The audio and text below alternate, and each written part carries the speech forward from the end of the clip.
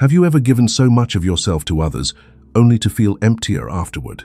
Have you ever said yes when you meant no, stayed silent when you felt disrespected, or explained yourself to people who were never trying to understand you? What if the reason you feel drained isn't because you care too much, but because you've been giving away things that were never meant to be given?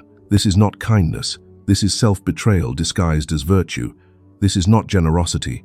This is a slow erosion of your identity. Most people believe being a good person means giving more, tolerating more, forgiving faster, explaining endlessly, staying loyal no matter what.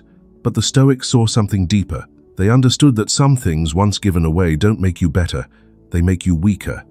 And this is where everything begins to shift. Because what you're about to hear is not about becoming cold, it's about becoming clear. It's not about pushing people away, it's about protecting what should have never been exposed.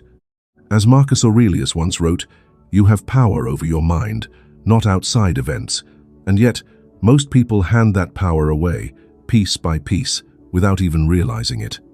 Today, you will discover 5 things you should never give people, even if they ask, even if they pressure you, even if it feels uncomfortable to say no. Stay until the end, because the last one is the most dangerous, and it's the one that silently destroys the strongest people. If this resonates, comment 1. Imagine someone comes to you with chaos, complaints, drama, stress. They want you to feel it with them, to carry it, to absorb it. Most people think this is what being supportive looks like. So they listen, and slowly they take it on. They lose sleep. They replay conversations. They feel anxious about problems that were never theirs, but you don't do that anymore. Because this is the first thing you never give, your peace of mind. Most people confuse empathy with absorption, but you understand the difference. You can listen without drowning. You can care without carrying. You can be present without becoming burdened. As Marcus Aurelius reminded himself daily, their chaos is not your responsibility. Your mind is your territory.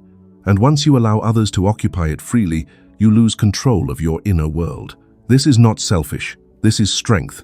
This is not distance. This is discipline. You start asking yourself quietly, is this mine to carry? And when the answer is no, you let it go. Not with guilt, not with hesitation, but with clarity. Because peace is not something you find, it's something you protect.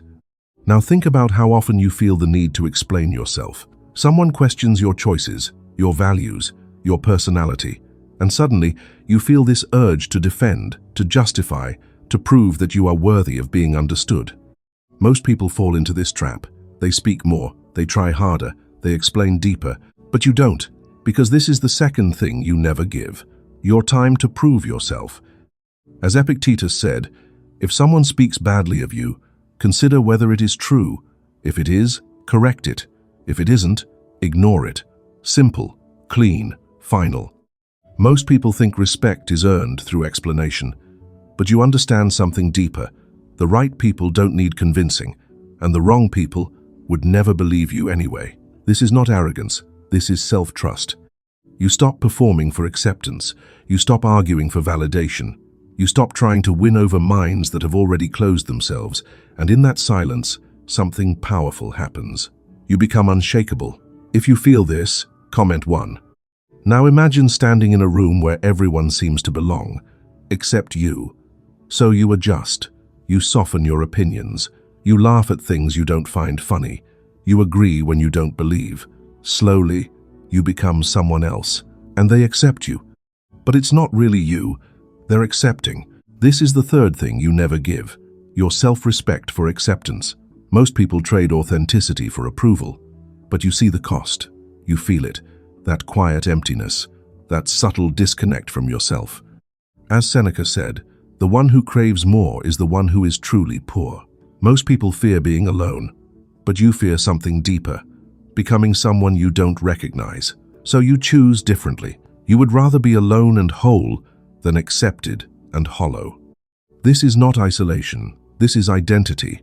You stand firm in who you are, not loudly, not aggressively, quietly, steadily, without apology, because self-respect is not something you rebuild easily once it's lost. And the moment you stop trading it is the moment people begin to feel your presence differently. Now let's talk about something even more subtle, forgiveness.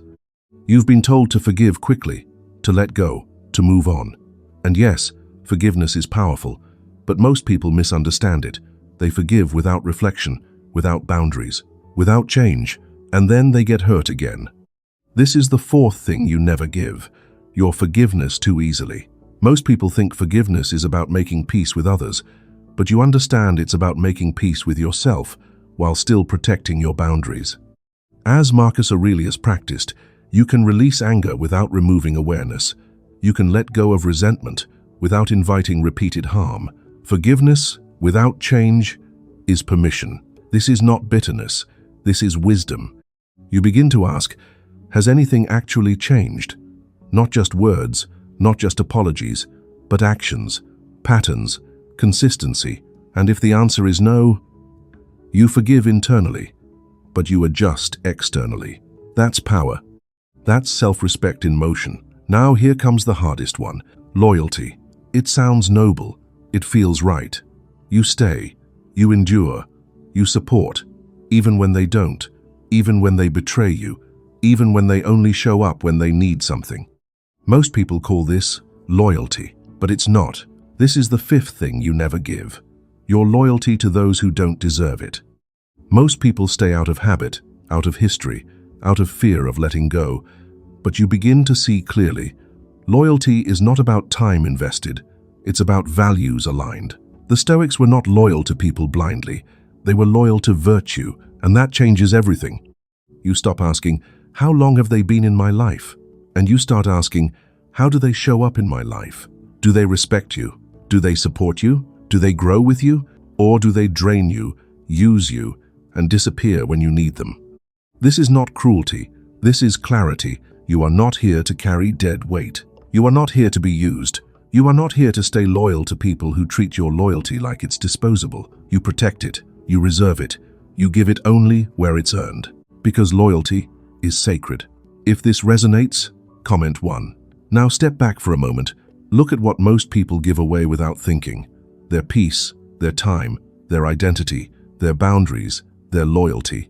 And then they wonder why they feel empty. But you are different now. You are becoming aware.